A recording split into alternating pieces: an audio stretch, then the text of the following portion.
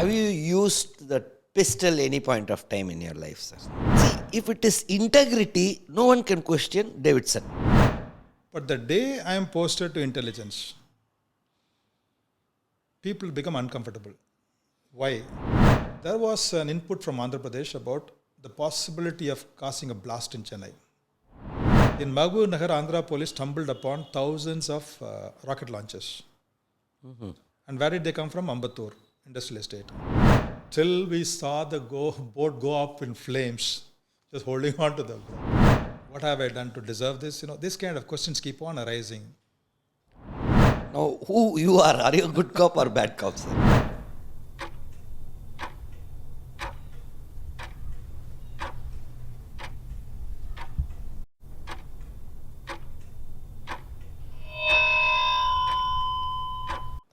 So, welcome to Officers Podcast. We saw in the first part our interaction with Davidson Devasirvatham sir. We had posed several questions. He gave so candid answers. And after that also we interacted with him. And in this part we'll know several other factors, several other experiences of Davidson Devasirvatham sir. So keep watching. In movies, we see that police officers just fire tuck, here, there and all. In reality, can a police officer just like that fire? Are they accountable? No. These movies are more commercial. There are very few movies which actually picturize the actual ground situation. Reality movies are very, very few. Otherwise, most of them are commercial entertainment movies. Otherwise, using a weapon only in the case of right to private defense. When you are going to be attacked or somebody else is going to be attacked, somebody is going to be killed, then you can use the weapon. But like in movies, like the hero can shoot anybody or kill anybody, it doesn't happen like that. Sir, again, continuing with the movies. Okay, yeah. In movies, we always see some are good cops, some are bad cops. Now, who you are? Are you a good cop or bad cop, sir? I'm a good human being, that's what I would say. Okay. Because I'm a very empathetic person, very sympathetic in nature. I'm quite an emotional person as well. So, ஒரு good cop bad cop சொல்கிறத விட what kind of a human being are you that is more important. அப்படி பார்க்கும் பொழுது I consider my self to be a good human being because by and large I feel very responsible about my whatever job is given to me. I take lot of enthusiasm. I take it very sincerely and very seriously. And I'm easily accessible. If somebody wants to see me, anybody, I normally don't deny access to any of them. They are most welcome to meet me or see me. I'm easily accessible to any class of people or any person of people.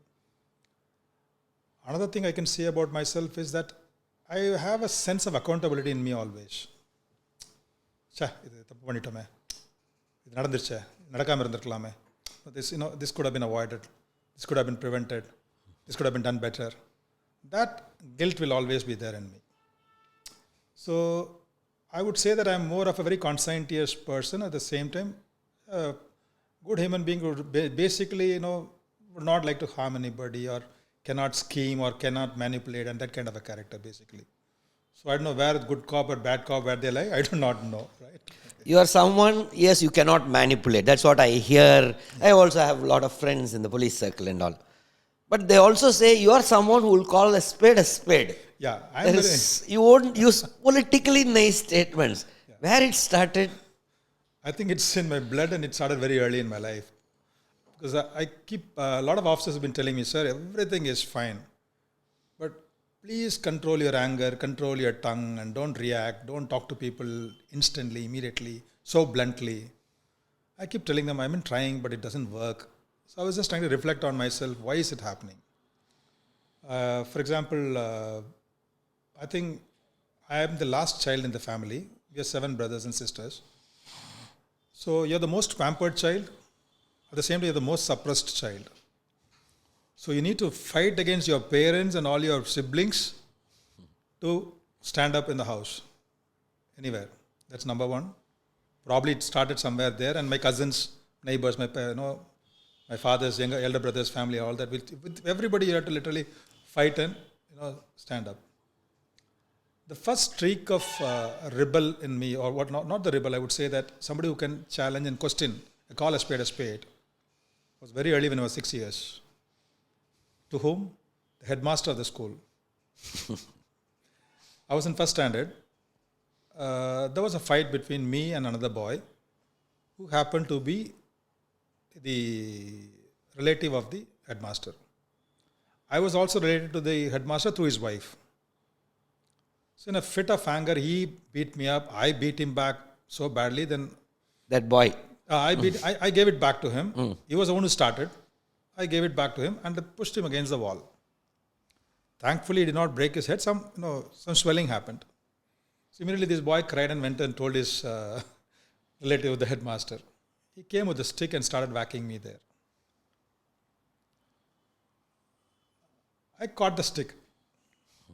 Asked him, why are you beating me? He was like taken aback. I said, did you ask him what did he do? He was the one who started this. He was the one who beat me up. I gave it back to him. He was totally stunned. That same evening, he complained to my mother. Your son is talking like this. My mother has asked him, why? This is what happened in school. So she has told him, no, I'll mend him, I'll tell him, I'll ask him to be. Mother came and asked me. I told her, this is what actually happened. This is what I did. So, but by and large, my father and mother were very strict and disciplinarians at home. I had enough beatings from both of them. So the discipline attitude was there in me as well. Then the next thing I remember is when I was in 5th standard in the same school. I was the class leader. The headmaster again had gone to some other place for some work. Then he came back in the afternoon. The same headmaster. No, different. This is a different one. We were making a lot of noise in the classroom. He came and started, and we were not prepared. He asked us to prepare something in science and all that. We had not studied, nothing was happening. He just came with a couple of sticks and started beating everybody except one student. He was also playing with us. He was also making a lot of noise. He happened to be the son of a teacher in the higher secondary school. Very good friend of mine. I went up to the headmaster. You've beaten all of us. Why have you spared him? He was like, he also played with us. He was also making same noise with all of us. But you have beaten all of us, but not him. Is it because his father is in the higher secondary school as the teacher? That's exactly what I asked. He was like frozen for a moment. Same complaint to my mother. And my mother has told him, okay, why did you, but he was right, my son was right. He was right, because if that boy was all playing, you're beating everybody but not that boy, then which means you're partial. So I think this early streaks were there in my character. I think that's what, very many times I think I should not speak so bluntly. I should not, be very polite. I should control my tongue and keep quiet and all that. But when there is some injustice, when somebody has been harmed, or when somebody has been doing something very, very misconduct or irresponsible, or not doing the work sincerely, I have the tendency to boil. That's where I think probably I become very, people look at me like a taskmaster, with a man with an acid tongue, and very blunt and very, So, but by and large, I will shout, scream, and forget and move on. But most people don't forget. I may shout at you today, I'll forget. Evening I would have forgotten that. But people keep it inside, which, something is... people have shouted at me as well. It's not that, people have not shouted at me. My initial mentors, I would say, was Kannappan and Radhakrishnan. They have shouted at me like hell. But I never hold the grudge against them, because I still feel that they trained me, they mentored me, they shaped me for what I am today. Whether in terms of integrity or professionalism or whatever it is, I learned a lot from them at that age. So, in a system like ours, where we are all very raw recruits, come and join the service, have to work in an environment or an ecosystem, there are different kinds of leaders. Some may be very soft, very gentle, very affable, very pliable and all that. But as a person like me, I belong to the old school. I would say that I belong to the old school. Because when we joined service, we used to shiver to meet the head of the police force, the DGP. We used to shiver to see the chief of intelligence or the ADG law and order, because that means, you walk left, right, inside and just salute. If you don't salute properly, you're thrown outside. You're asked to march again. Such things don't exist. But they will question you if you have not done any work sincerely or properly. They'll be very dismissive. But over a period of time, this generation of people do not like to hear such things. I'm typical old school character. It belongs to those officers who belongs to 1960s, 70s, seeing them, how they behave, how they react. So that traits are still with me. That's my weakness, I would say. Now, you were talking about that is where you took that, whether professionalism, integrity and all. Now, I have talked to some people, same few months before, one officer, I don't want to mention his name, he was your boss once upon a time. Now, he came to admit his son. So, he was actually just, it's not that he personally liked you, but sir, one word, see, if it is integrity, no one can question Davidson. This is what he told. Few days before, another officer who worked as a subordinate with you, 3 different places, tenures, he was telling, see, in a single post alone, I worked under him for 18 months. Not even one single thing he gave anything which is wrong. The officer I talking about also, very upright officer, a good friend of mine. And he has worked, it is not 1 month, 2 months, 1 day. No, so all irrespective, even your so-called enemies also will never question you from integrity point of view. However, whenever you see someone, if they say, no, Mr. Davidson has done some mistake, integrity, how you feel and how you manage. Because it is like questioning your base. Because that is what is Davidson Devasirvatham. And I am not telling you now, I know you since long. No, the thing is, one thing I realized, I did a study on this. Nobody says anything about me when I'm in a post other than in intelligence. If I am holding charge of a district or in a city or in headquarters post of the IG administration or welfare or in the academy or in technical services, there's no complaint. Nobody's got anything to say about Davidson. But the day I am posted to intelligence, people become uncomfortable. Why? I do not know.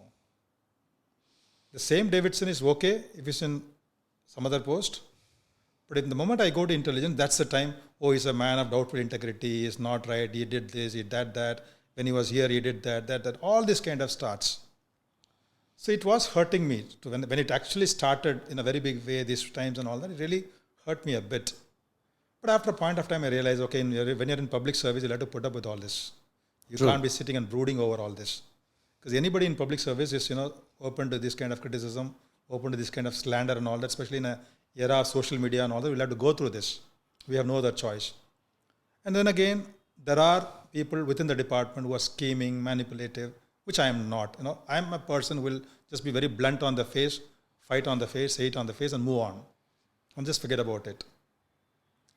I'll not keep it in mind. But many people keep it in mind. Okay, he shouted at me like that. He told me that. He told me this. So they keep on, trying to, how do I cause harm to him? Maybe. Because this has never happened to me in any post other than intelligence. This happened to me when I was IG intelligence also. They did the same thing. Such a similar kind of, they're trying to create propaganda, narratives and all that. It happened again when I was chief of intelligence a few months back. They started doing this. I was wondering, so the problem is not with me, the problem is in my post. So I said, I never ever wanted to be an intelligence chief or never wanted to be in the intelligence. I'm not an intelligence man. But the government has been consistently, whether it's the previous government or this government, have been choosing me for the job. Because I feel the governments are by and large are looking for officers who speak the truth as far as that job is concerned. For people who do wrongs, Davidson is a problem. That's the issue. Because he will speak his mind. He'll call a spade a spade. So they're very uncomfortable. So naturally, something or the other will keep on happening around me whenever I hold this kind of important post. Now, I said, I've had enough of this. I'm doing my passionate job of going to the academy, doing trainings and all that is more, interesting. This again headquarters job is again very quiet. I can just sit and do my job. But again and again, people come out with some propaganda every day or the other against me. I said, I think these people are trying to make a news out of me or whatever it is for whatever purpose. I think it's better to ignore and move it on. But it hurts. It really hurts because for an officer with so much of hard work, so much of dedication which you have contributed, and all that somebody comes and runs over with your image and destroys your reputation, in the public domain. Because you can defame anybody, you can slander anybody, and people, and who will know me? The only people who worked with me, right? Not anybody else. The common man would not know what Davidson is all about. Only my staff who worked with me, or my seniors who worked with me, or my subordinates who worked with me. Nobody else. Or some public would have met me on some one-to-one cases or something like that. They would have known me. So that's why one of the psychiatrists who met me, I'm a good friend of mine. He has been observing my character. I knew him for about last couple of years when we were doing this police well-being program. So he is the state nodal officer. So one day he asked me, sir, please don't mistake if I tell you something. I said, no problem, doctor. You can tell me whatever you want. He said, sir, you're an atypical police officer. I said, what do you mean by that? He said, you don't fit into this service at all. How are you surviving? I said, what do you mean by that? Sir, you are just so outspoken.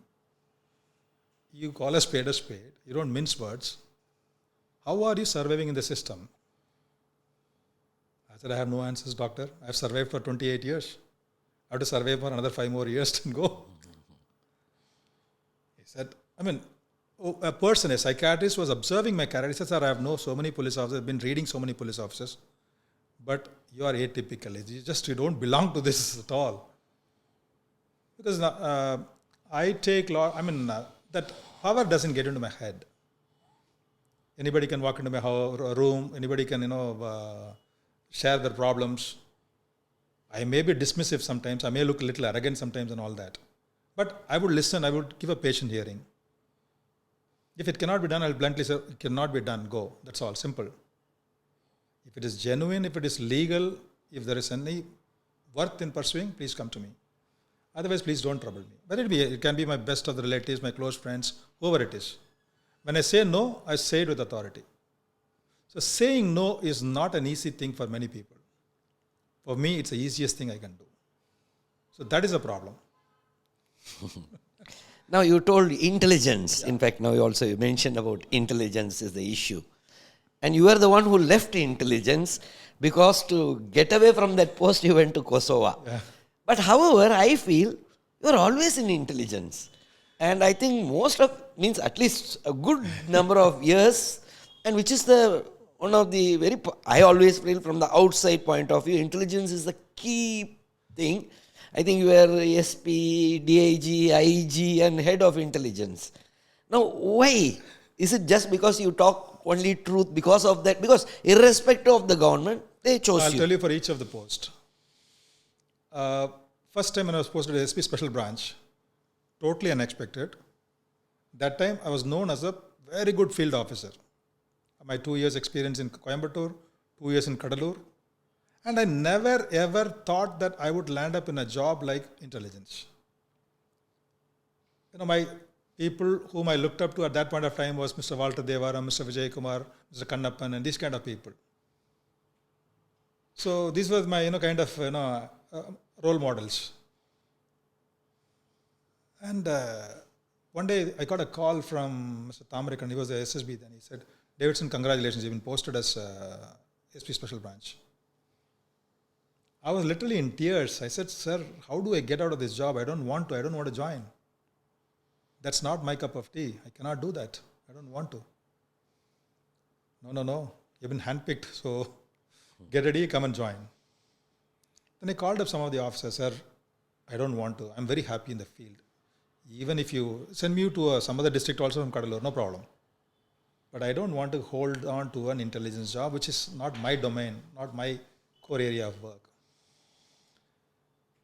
Okay, destiny But I came back, I came to Chennai, I joined in intelligence. I was really out of place because it involved sitting in the desk from morning till night, so many hours, preparing reports, drafting, correcting, all that. Reports to government, report to the DGP, report to the chief minister, all this kind of, everything has to go on. I was really, I felt like a reporter in the sense that kind of a proofreader. Fish out of pond. Yes, yeah. And I was not so connected to the media world to know so many journalists. I've not worked in Chennai, so I did not know much of the journalists here. I did not know much of the politicians to talk to anybody, nothing. I was a proper raw field officer, law and order man. But one incident really, gave me a lot of inspiration with the intelligence at the early point of time. There was an input from Andhra Pradesh about the possibility of causing a blast in Chennai. Oh. So this information was given to me by the additional DG, the then Chief of Intelligence. I sat and worked on it. He said, no, you find out. Total operations. I'm told it's a very reliable input. There has been a blast in Hyderabad in which 2 people died. And from that, they got some information. There is a module working in Chennai trying to cause a blast in Chennai. So I worked for about nearly a week on this with a small team of my intelligence officers and all that. Tied up with Chennai City Police also. We're looking for 2 targets in Chennai. In about a week's time, we identified the targets. Through a beautiful operation, we picked up the first fellow. I think one of the officers had to take a cover like a rickshaw puller in the locality where that fellow was staying. Kept on observing for about 24 hours. Then we picked him up after knowing that he was the person, we picked him up. Then the other fellow, by the time, knowing that that fellow has been caught, he was trying to flee away from Chennai. So we were searching the railway stations, we were searching the Coimbatore bus stand at 1 o'clock, 2 o'clock in the night. So we know his identity because vaguely we had some identity about this person. Thankfully, I had located his house also earlier. And I knew that that person was a family man. He would certainly go back to the family before fleeing anywhere. So I told one of my officers to go and wait at his house, hoping that this fellow will come at some point of time before running away. So as expected, he came and landed there around 3:30 in the morning. So when we picked up both of them, both were interrogated. One fellow was very tough. He was not sharing any information, what they were up to. Then finally, I did empathetic interrogation with one of the fellows. Just a matter of sitting with each other, having coffee, tea over a table. This Vikram Veda movie, have you seen it? No, I've not seen that movie still. It's a wonderful movie. I was just trying to touch the emotional chords about the importance of family. He told about his family. Then his, wife is on the family way and all that.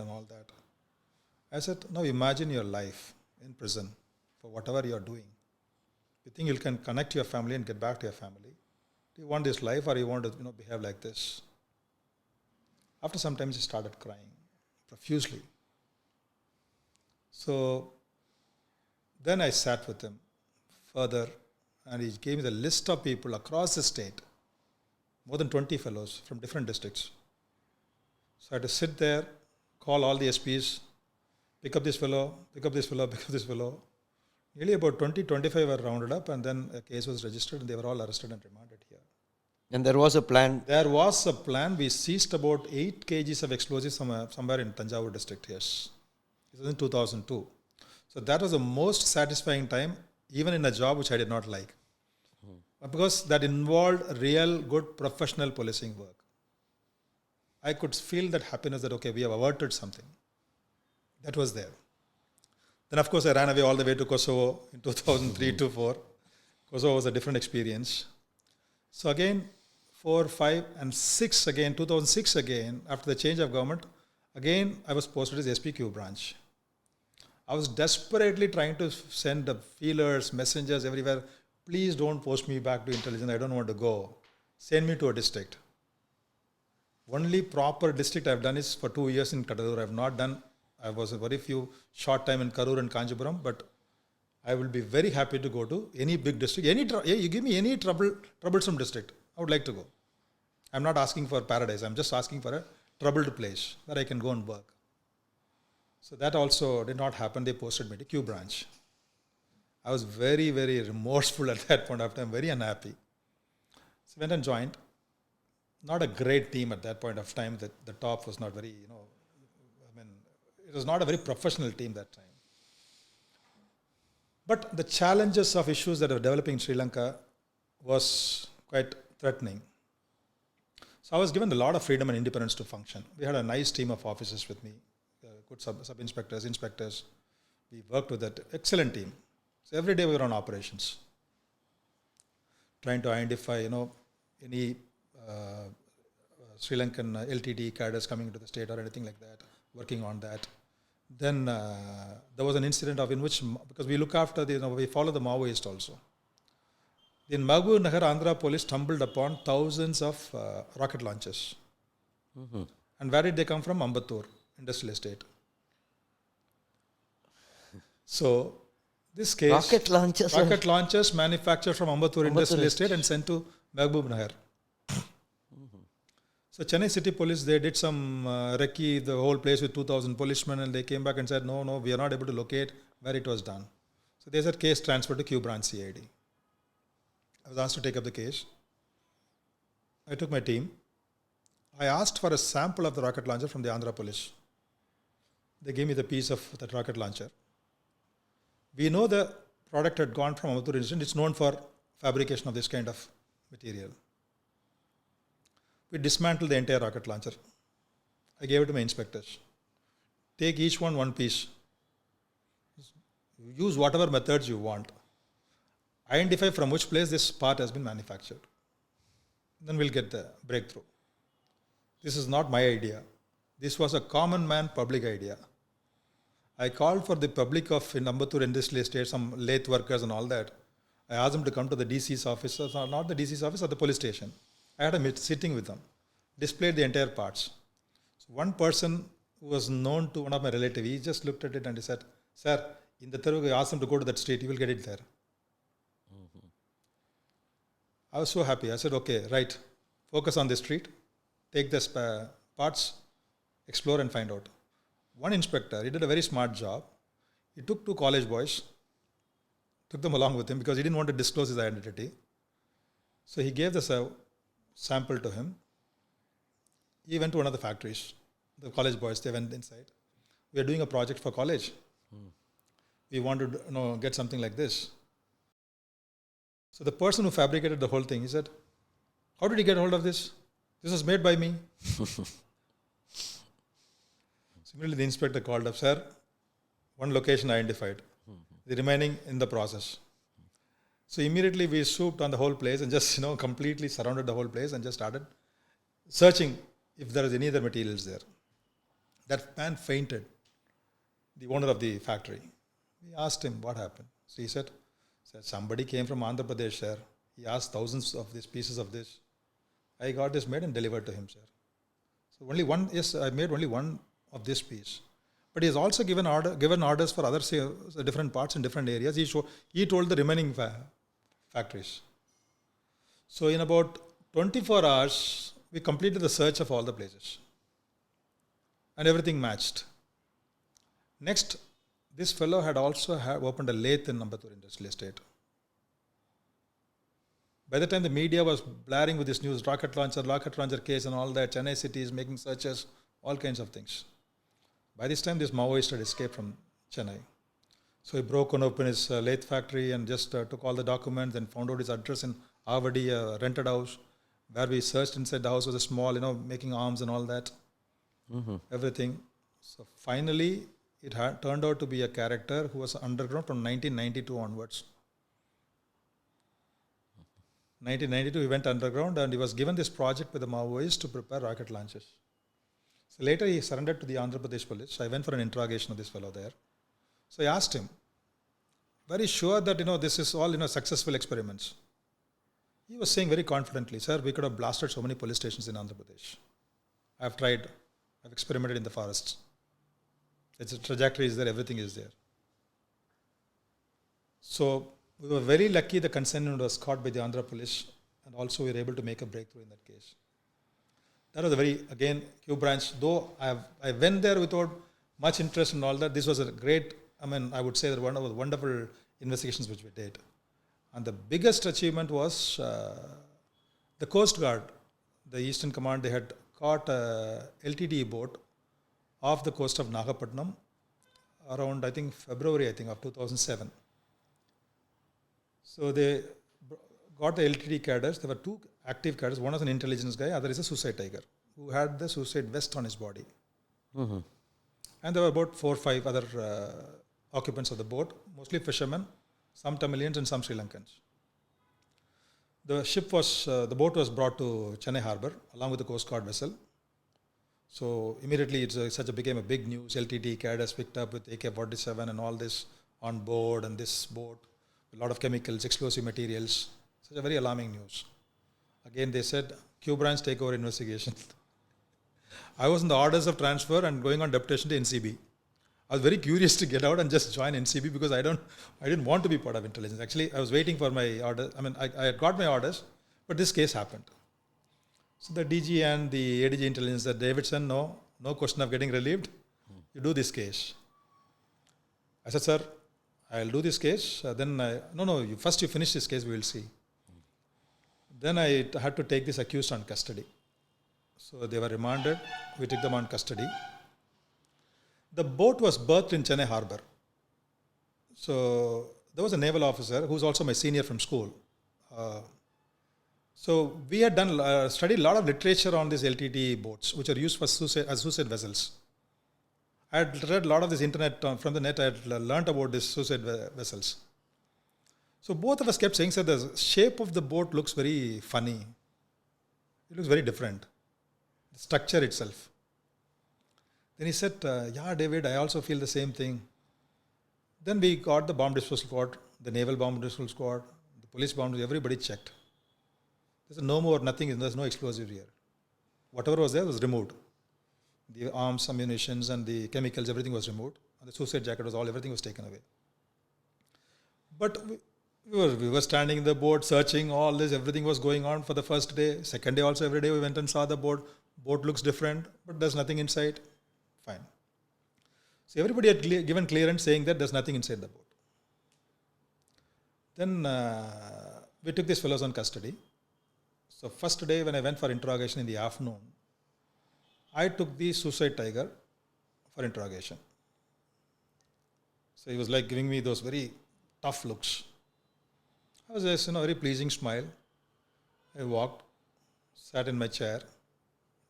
The table is there. I asked him to put one more chair, asked that fellow to come and sit inside with his handcuffs. He came and sat inside. I generally was very polite and asking very, empathetic questions about him, where you are from, how you joined the organization, what made you join and all that. So he gave me the whole story that he was only living in a refugee here, then he went back to Sri Lanka, then he joined there, then he was, I wanted to corroborate whatever he was saying.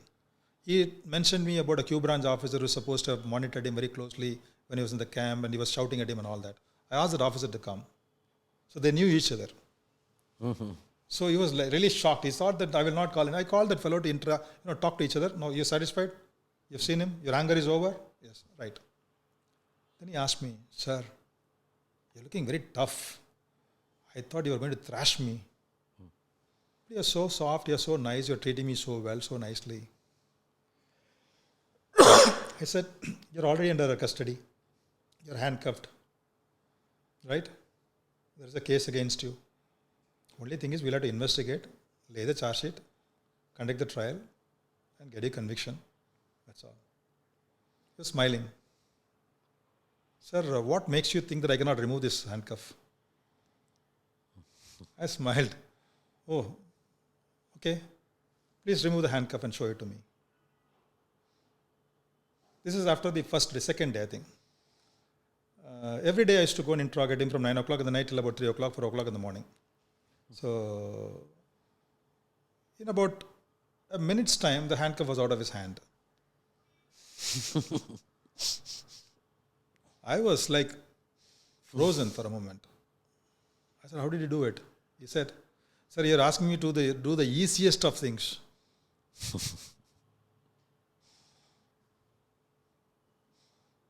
Then he said, sir, you think that all these people who are around you can protect you and defend you. I'm much smarter. I can still run away. I'm sitting here because of your love and affection. You've been treating me well. You've been, taking good care of us, giving us good food. And kind of this fellow got connected to me very well.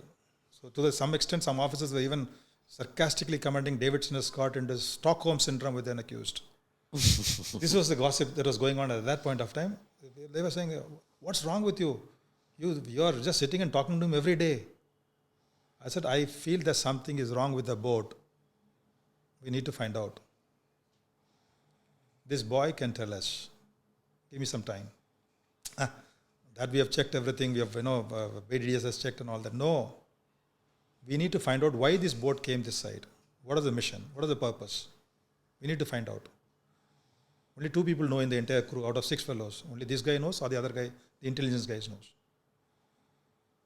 So that boy was, I think the intelligence guy was being interrogated by Ishwamurthy, I think, that IG that he was interrogating, I think.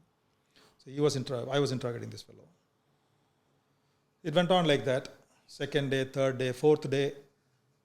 I think 5th day we were supposed to be remanded back to the prison. So I asked them before they went for remand, I said, what food do you want? All of them. So everybody was generally saying fish curry. They were saying that one fellow was asking biryani and all these kind of things. I said, okay, provide them whatever they want. And they did not have any clothes. They were in the boat. So I said, buy them some clothes also. Give it to them because they'll be in prison for quite some time. So have some enough clothes for them to take care. So this fellow sarcastically was smiling and asking, can you give me kanji and karwad? He was trying to kind of make it very sarcastic. I said, why not? I'll give it to you. So next day morning I sent kanji and karwad. He did not think that I'll get this to him. So that has some kind of changed his mind. So that night actually I did not go for interrogation. I thought, okay, enough of listening to his stories. I'm tired. I don't want to go there for any interrogation anymore. Now the only thing is they have to be remanded back to the prison. I got a call from the inspector, sir. He is saying that you have to come. He wants to talk to you. I said, why is it troubling? I'm tired of his stories. I don't want to listen anymore. No, sir, he wants you to come. So I went there. Again, from 9 o'clock he started. Around 2 o'clock or 3 o'clock he said, sir, what will happen to our case? I said, case will end in conviction. You'll have to send me a sentence here. Then they will deport you back to Sri Lanka. You'll have to go to the camp here, wherever you belong to. This is what the case will happen. So what will happen to the boat? Will they not send it back to Sri Lanka? No, they will not send it anywhere. There's a case property. The court will decide. Till then, it will be till then they're in the berth in the port. I asked him, why are you asking this? So in that case, please go and explode the boat. Go and explode. Explode the boat. I said, why are you saying this? Sir, we have concealed 500 kgs of explosives inside that boat in the cavity. Okay.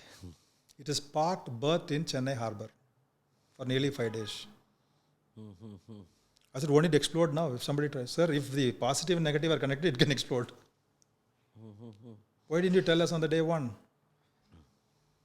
So I thought if somebody connects and all that. If somebody by mistake, if they do it, the harbour can explode.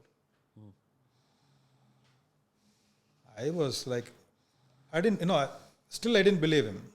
So I called one of the officers in the BDS who had worked in the army earlier. Fantastic officer, Asir Vijay Kumar. I called him. Mr. Asir, can you do me a favor? Come immediately to the port police station. I have an emergency. But you come alone. Don't bring anybody else. Don't make it a news. But come with your best of your equipments. This boy, he was the one who led the team who did the checking and all that. Now he says that explosives are concealed inside in cavities. The hull between the two parts. So Mr. Asir, he took an inspection at around 4 o'clock in the morning. Then he came out and he said, sir, beautiful piece of work. They've connected to the thing. Only charge has to be given for the boat to explode. Oh. So immediately alerted everybody. Everybody were informed. Then Coast Guard was informed.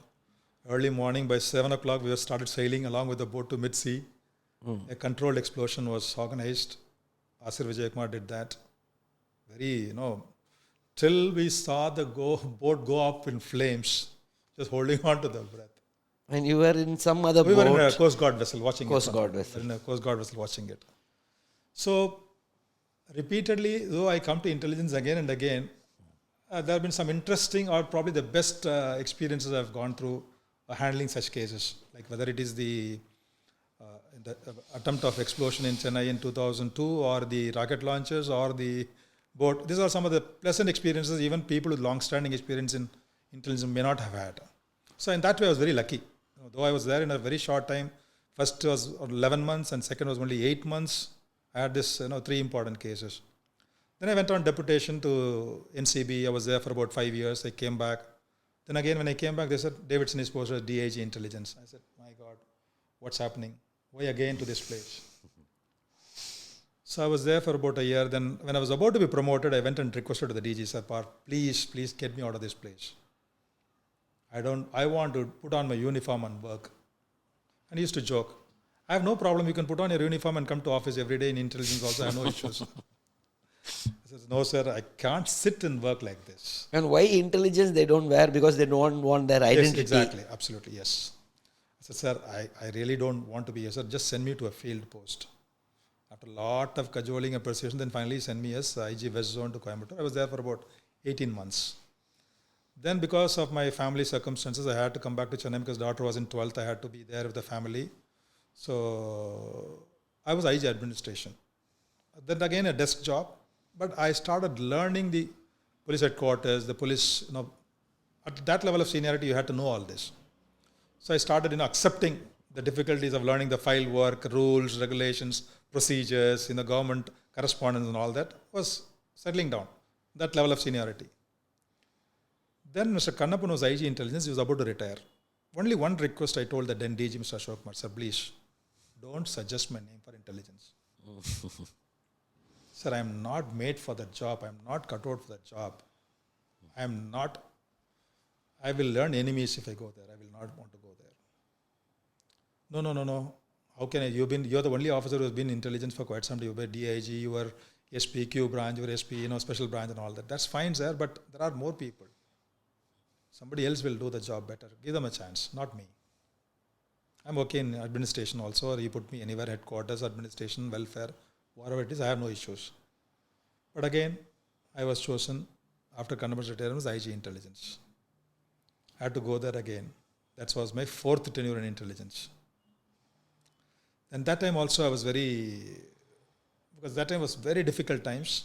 The Chennai floods, the agitation against the task-mark shops, a lot of things were happening.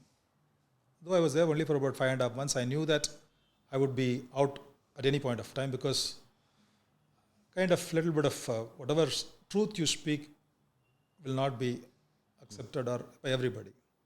So thankfully I was out. By the end of December, I was out of that place. So I got out. Then I was IG Welfare. Then after, in 2017 again, the brief period when these issues happened about the IG Intelligence entered on leave on a very crucial time. So that time there was no IG Intelligence. So they found, okay, post Davidson. I went and told the DG, sir, this is not done. I told the Home Secretary, sir, please. No, it's only an interim arrangement. You'll be there only for a short time. But why me at this juncture? Why me? Why? There are so many officers. Why do they choose me? I don't want. Again, I was there. Then again, it went on.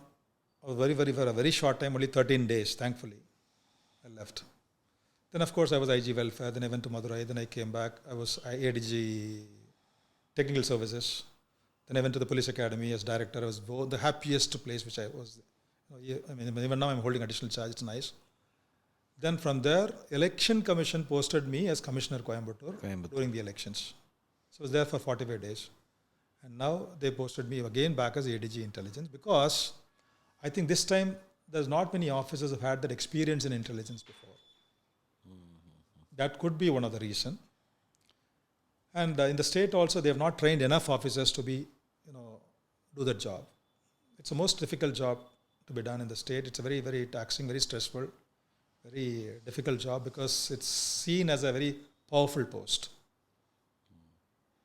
But I think I would say it's a very painful post. That's what I would perceive it as. Yes, yeah. Have you used the pistol any point of time in your life, sir? No, I used to carry pistol. Now I've stopped. I was carrying till recently. Okay. I stopped off late. I said, why am I just keeping a weapon in my hand and all that? So you haven't used in your life? No, because I sometimes I feel that I earn a lot of enemies in the process. Because of my attitude of saying no, of being a little blunt. It could cause hurt to people. It could cause hurt to anybody. It could be a criminal or it could be anybody, right? So being a little firm with registration of cases or arrest or whatever it is and all that. That was one reason. Then, that is for carrying pistol. Yes, I was carrying it. But firing incidents, I think only in Kadalur, a couple of incidents where I have ordered firing in my presence because of law and order situations. Where I don't think I have ever fired at the public crowd and all that, except I think the last time I fired was when I was SP Kadalur. I mean, even the annual practicing, I'm not a very avid shooter or anything like that. Yes. Yeah. Now, given your caliber, if you had worked, if you gone for private sector, you would have been earning at least 20 times, at least I'm telling you, 20 times salary, whatever you are earning. You could have gone for foreign tours with your family, exotic locations, not public scrutiny, questioning your own integrity. So, now, in case, if rewind history and you are given a choice, still will you choose police service? It's a very tough question actually because... But give me an honest answer, sir. After 28 years, what I have gone through, sometimes I feel after all this slander and smear campaign that goes against you, after slogging so much, feeling so responsible, you feel, is it really worth it? What have I done to deserve this? This kind of questions keep on arising. At the end of the day, what police service can give, which cannot be given in other services, this job cannot be privatized. So all other things can be privatized. Most of the issues can be privatized, but this job cannot be privatized. So I always look at better performance, better quality, better standards. Because there's no competition. The only agency who can police. So I think our purpose in policing can be much better, can be much more great if our resources are good, if our quality of people who work in the department are good. I think this will be the most satisfying, most happiest job with the challenges we have. But challenges are plenty. Challenges on ground. So again, you'll choose police service only then. Given a chance, I would not mind. It's fine. Because it's perfectly fine. But provided this kind of mudslinging and smear campaign and is trying to harass you in public domain, that hurts. That's very very painful. Yeah, that's right. My last question, sir. You joined police service when you were mentioning Loyola College. You saw Walter Devaram sir, bus stop. You saw him going. After joining the service, could you meet him any point? Yes, I've met him a lot of times. Yes, lot of times. I mean, he was the Director General of Police Training when we joined service. So when we joined the state, he was DGP training at the Police Training College in Ashok Nagar. So he used to interact us on a day-to-day basis that time. In fact, he will not allow us to sit in the class. Anybody conducting class, he'll walk into the class.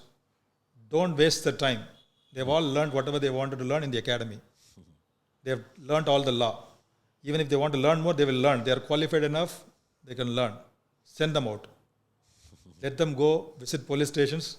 Let them go sit in police stations. Let them go to some CBCAD, some office there. Or let them go even watch a match, a hockey match or a football match, see how the bandobast is arranged. But don't keep them in academy inside. And then one emotional, interesting incident happened. How I connect to himself. I was going to join Paramakudi for my first posting. He had retired by that time. I was, I think, taking the Sedu Express, I think, from Egmore to Paramakudi. First posting, leaving Chennai on 3rd of December 1997. I was standing there with my wife, my father-in-law, mother-in-law, were all standing there in the platform. One person walks to the same compartment as Walter Devaram. So he just met me, and I was just, so he knew my family members by that time. So he asked, "Where are you going?" "Sir, I'm joining in Paramakudi tomorrow, sir. I've been posted to Paramakudi as ASP. Oh, he was very happy. "Oh, I'm going to Karaikudi. I'm coming the same train." We were just two of us in one coupe, nobody else. So 5:30 or so the train started. Till he went to sleep, about 10 o'clock in the night, he shared his entire policing life story with me. I found it a very natural coincidence, and I don't know how it happened. It just happened. He did not know I was going to Paramakudi. I did not know that he was going to Karaikudi. He was going for a constable's wedding in Karaikudi. He is very particular about attending the constable's wedding and all that. Everywhere, anybody who is known to him, who has invited him, he'll make it a point to attend the weddings. Such very, very particular about that. He was telling me, I'm going for a wedding for one of the constables who worked with me in Karaikudi. So, such a simple man, the kind of food that he ate on that night, what he had, the kind of suitcase he had carried with himself, the kind of material things that was available with him. I think, I said, when people talk so, he's a legend, and as far as our state is concerned, he's the most popular police officer. But that simplicity is what that touched me so much about him. And around 10:30, we went off to sleep. Around 4:30, he got down in Karaikudi, just wished me good luck, and he said, "Wish you all the very best." That was a very emotional moment, because I never thought that journey, when I was going to my first post, I'll be traveling along with him that night. Such a coincidence was amazing. So against him also, there were public something. So why I am telling you is, still you are remembering that day about a legend. Yeah. So you are also a legend only, but maybe because of this thing you are not understanding. He was, his bravery and his boldness, the kind of issues he handled. I still remember one advice he told us when we were in the academy. He said, "I might have got away with a lot of things I did, but your times are different. Don't try to imitate me at any point of time life. I am different, you are different. You live your life. You be your natural self. Everybody is endowed with some certain basic good qualities and bad qualities. You be your natural self." That's what Mr. Walter Devaram advised us in the academy. That is, I think, still I value and cherish that. I've never tried to imitate him. I never tried to, be a super cop, great cop like him. I'm different, he's different. That's all. Right.